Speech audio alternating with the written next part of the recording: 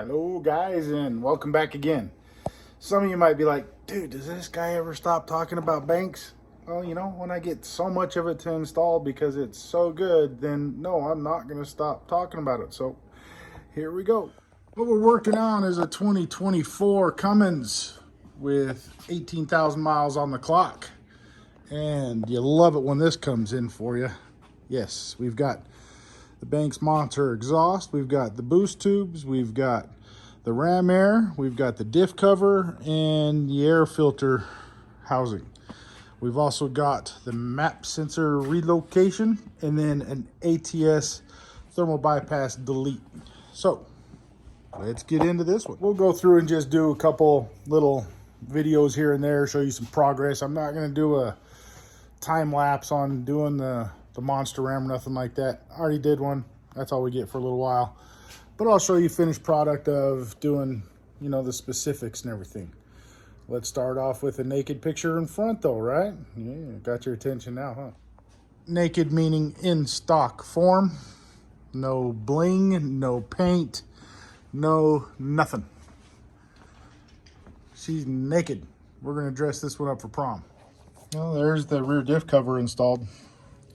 Now you'll notice down here you have a drain for when you want to service your fluid. You have a sight glass. As you can see, I've already got this one filled. And then you have a fill plug right up here. Now right below the sight glass, you also have a plug. And that's for somebody who wants to run a temperature sensor in their rear differential. So that's what that's there for, guys. So there's the rear diff cover. Now let's move on to the ATS thermal bypass delete. And there she is with the ATS thermal bypass delete on. So for those of you who don't remember, we're going to go ahead and refresh our memory.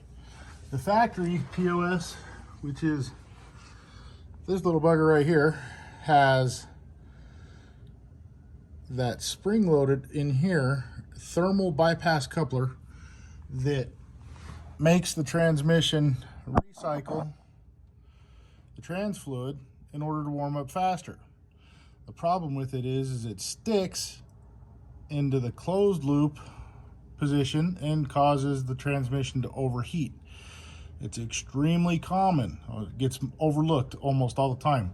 Experienced trans guys, they replace these things like, you know, every day. So anyway, that right there is a full through both sides and makes it to where the fluid has to go through the trans cooler at all times.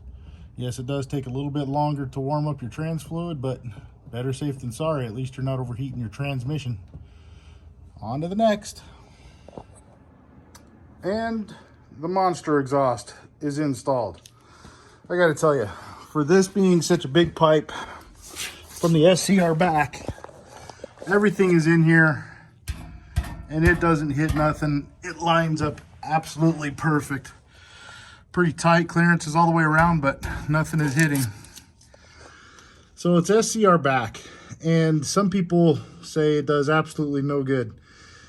Well, from the SCR back, the factory pipe actually necks down quite a bit than what the exit of the SCR is. So it does help free up a little bit. I'm not sure what the dyno numbers would be, but it does deepen up the tone a little bit. And it looks cool. Remember, guys, some of this stuff that we put on here because it looks cool. Not because everything we do has a performance gain. It just looks cool. There's a profile from the back. You got the nice Banks logo. Perfect fitment. So, yeah, whether you like the system or not, it is what it is. Some people do, some people want it. That's their prerogative. Remember, we're customizing vehicles. We're putting your signature on it. In this case, we're putting Gail Banks' signature on it, but so be it. We like it. Okay, I want to show this again. So here's the hot side boost tube. It's hard to tell from this with the lighting and everything, but you can see that the rotation on that boot is to put the fat end at the highest position.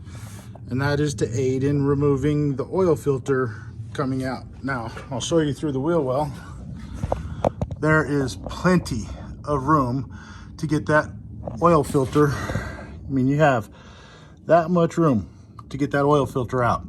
So when you're putting that hot side in, guys, make sure that you get that top boot rotated correctly in order to get this tube right here into the highest position, and that will enable enough room to get that oil filter out.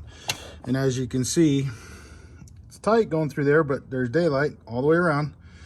Nothing is binding, nothing is rubbing, nothing is touching. So that's what you got to do when you're putting these boost tubes in. And here we go with the ram air fully installed. Got to make sure that you get this coupled up completely and correctly. You don't want that popping off while you're driving and let a whole bunch of dirt getting into the air filter assembly. Another tip for you, supplied with the kit, is blue Loctite. Loctite these 4 bolts in, or screws, bolts, whatever, you know, fasteners. I've had some people have these rattle out because you can't tighten these down too tight. You might crack that plexi. So make sure you use a little bit of the blue Loctite on those 4. Everything good to go. Also make sure that you're fully engaged into here. It's a tight fit, but you can get it done with a little bit of patience. And make sure all your grommets, you got 3 of them, 1 under there and 2 inside of there. Make sure that they're fully engaged as well. All right, so we got this boost tube, the ram air in. Now we're gonna swap over to this side and get rid of that ugly little piece of junk. And we're gonna put the monster ram in, and then we'll get the boost tube for this side in as well. And here she is, all done. Got the monster ram on. Here's one thing I like to do. I like to make sure I get this clamp turned down instead of up over this way, so that every time somebody tries to check their own oil, they snag their finger on the end of this bolt. I see other people doing it the other way. It's a little bit more difficult to get that in, but just get it done, make it look good. But there she is. Boost tubes are in, monster ram is on, map sensor relocates in.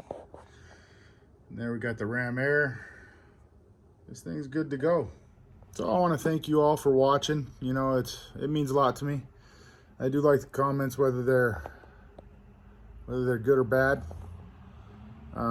Just keep leaving them. Doesn't bother me at all. But if you do like the content, you know, hit the like and then share and have some of your friends follow and all that good stuff. We'll also leave the bank's discount code and my link in there in the description of this.